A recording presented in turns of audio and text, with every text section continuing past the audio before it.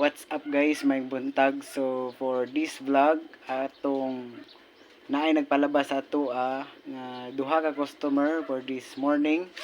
So tanaw na to ang process kung unsaon ang pag mga ipalaba. Biro na tong buhaton is picturean siya.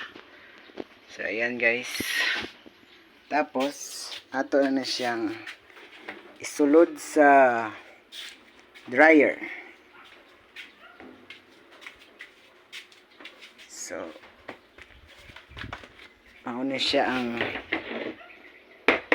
proseso sa paglaba.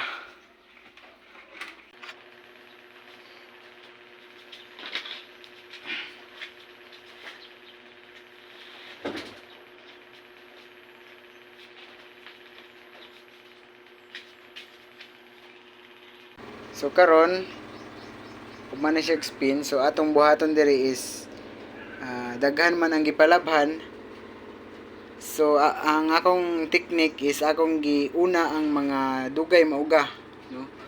Mo na siya ang ato ang step or proseso sa pag dryer na nato pag human gikan og spin sa semi-automatic nga washing machine. That's all for today's vlog. Thank you and please subscribe my channel.